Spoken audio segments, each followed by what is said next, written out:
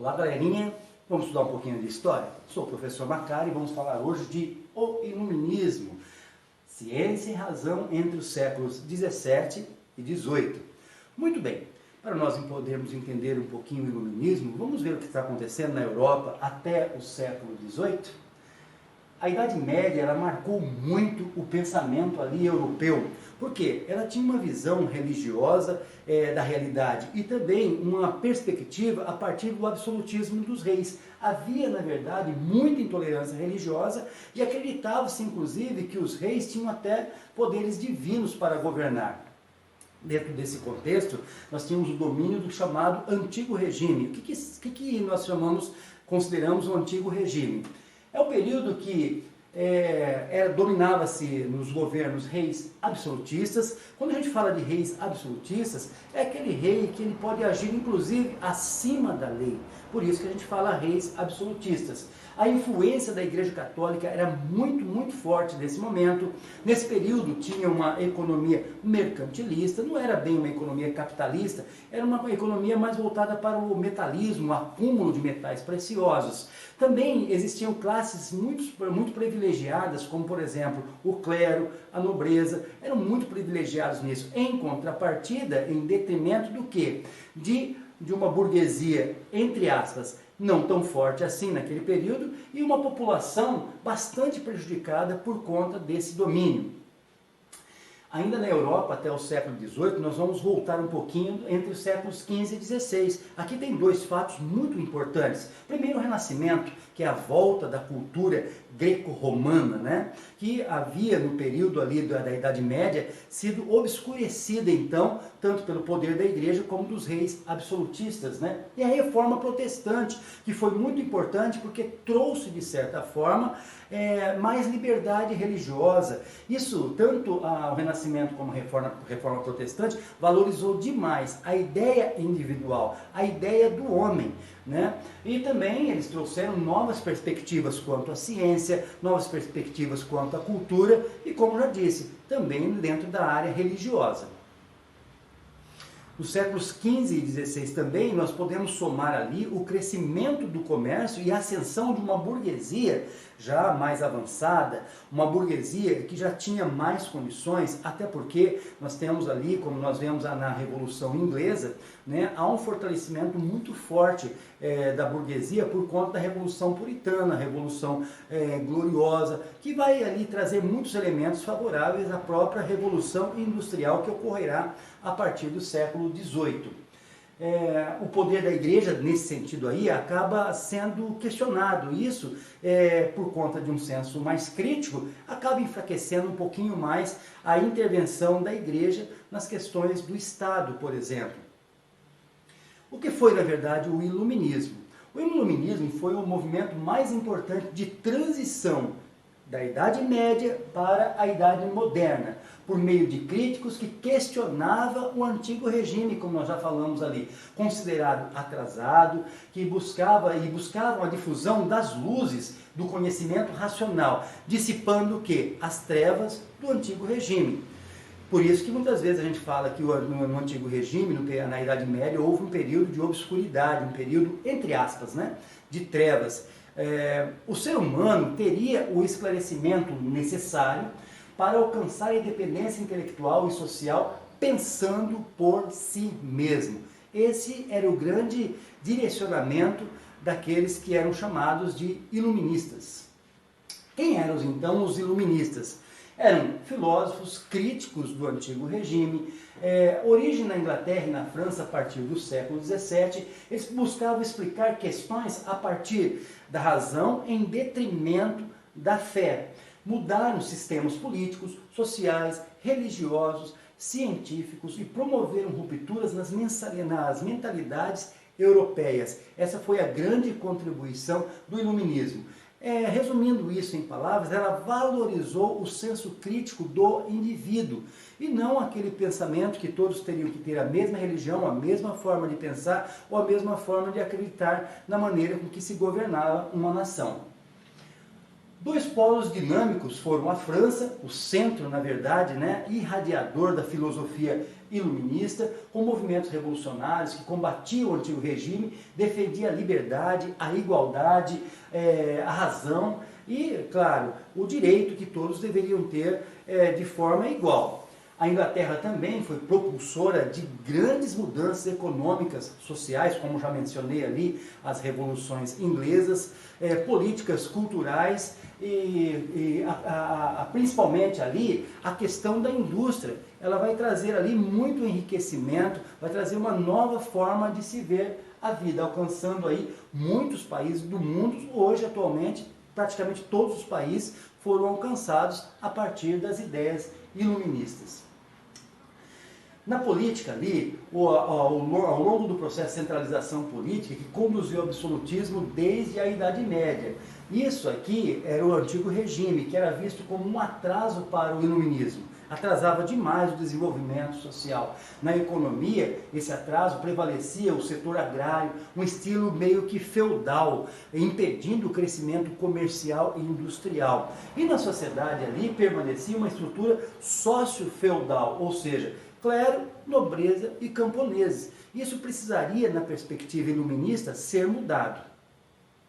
Muito importante, não foi um movimento apenas dos burgueses, porque muitos nobres e reis aderiram a essas ideias, chamadas iluministas.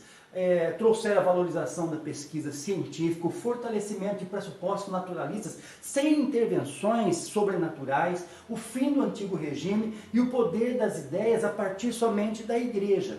Buscava por uma sociedade com maior participação popular, tendo igualdade, liberdade e fraternidade entre todos, respeitando, claro, o ponto de vista, a maneira de pensar de cada um e as suas liberdades individuais. Déspota esclarecido é uma palavra, déspota é uma palavra que quer dizer ditador, aquele que impõe, né? Aquele governante que ele trabalha com um certo autoritarismo. No entanto, nós temos alguns exemplos aqui, como Frederico II da Prússia, a própria Catarina do Império czarista russo, né? O Marquês de Pombal ali de Portugal, todos eles eram déspotas esclarecidos, eram governantes tiranos, na verdade, muitas vezes, ditadores, absolutistas, mas que abraçaram muitas ideias iluministas para ter uma espécie de sobrevida no poder, porque se eles não fizessem isso, provavelmente agitaria grandes revoltas contra eles mesmos a partir das populações que já estavam com ideias iluministas em seus alvos, em seus objetivos de vida. Eles promoviam medidas liberais, incentivavam a educação, reformas sociais e políticas, mas como eu disse, o grande alvo dos déspotas esclarecidos era se manter no poder, ter uma sobrevida no poder. Influência do iluminismo em todo o mundo. Nós temos ali vários acontecimentos, Revolução Russa, nós temos ali em Minas Gerais, ali, né, a Conjuração Mineira, nós temos aqui também os Estados Unidos, na França, a libertação dos escravos, a própria independência do Brasil, a Revolução Francesa. Era a primazia da razão humana. Eles buscavam liberdade de expressão, igualdade diante da lei, fraternidade entre todos, superação do tradicionalismo pela razão, valor da ciência, educação, liberdade de expressão e, por fim, os direitos humanos. E por aí afora.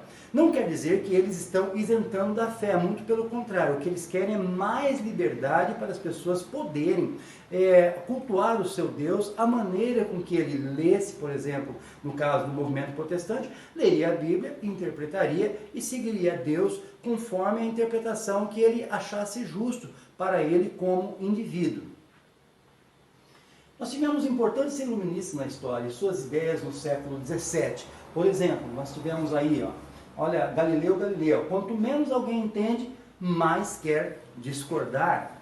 Um outro iluminista bastante importante é René Descartes, com certeza, né? Francês, filósofo, físico e matemático, defendeu a razão como o único caminho para o conhecimento por meio da dúvida metódica, ou seja, tudo deve ser analisado. Você só não pode duvidar do quê?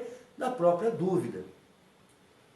O Isaac Newton também foi outro iluminista muito importante, deve-se aprender sempre, até mesmo com o inimigo, dizia Isaac Newton. John Locke, Onde não há lei, não há liberdade. Ele era um filósofo aí, político liberal. E temos também ali importantes iluministas do século XVIII.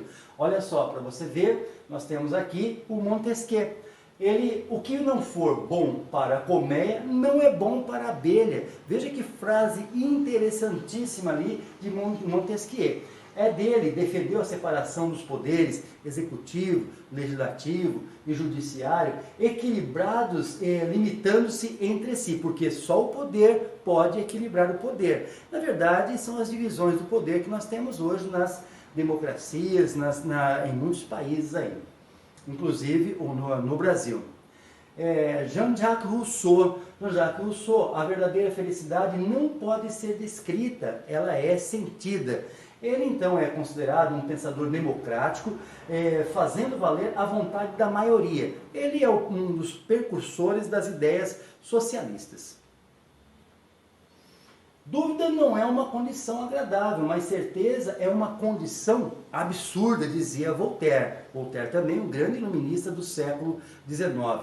Diderot também, há apenas um dever, o de ser feliz. Ele era francês, filósofo e escritor. Lutava contra a ignorância que ele considerava do antigo regime. Nada se cria, tudo se transforma. Lavoisier, então, é considerado o pai da química moderna, ligado à monarquia francesa. Foi condenado à morte na guilhotina. Fisiocracia é um pensamento de que a agricultura é a única atividade verdadeiramente produtiva. Por isso, toda atividade ligada à agricultura deveria ser estimulada. Por quê? Porque garantiria a própria prosperidade de um país. Esse aqui é um pensamento todo da fisiocracia, né? Tratando-se de iluminismo e a economia.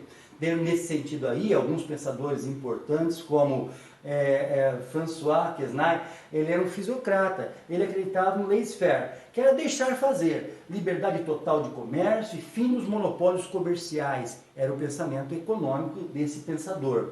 Também nós temos ali, que defendia muito o liberalismo econômico, o Adam Smith. Liberdade plena política e econômica sem intervenção do Estado. Muito menos Estado na população. Nada de intervenção exagerada do Estado na sociedade. Também defendia o laissez-faire.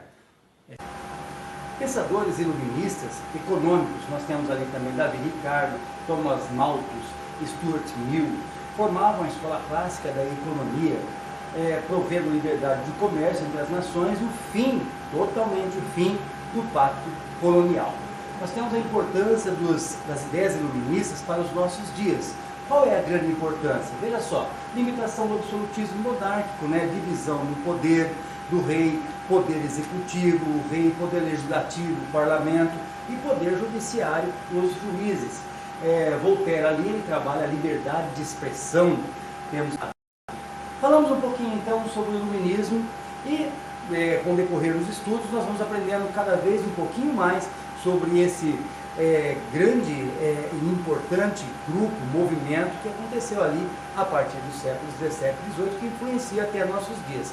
É isso aí, pessoal, beleza? Até a nossa próxima aula. Tchau!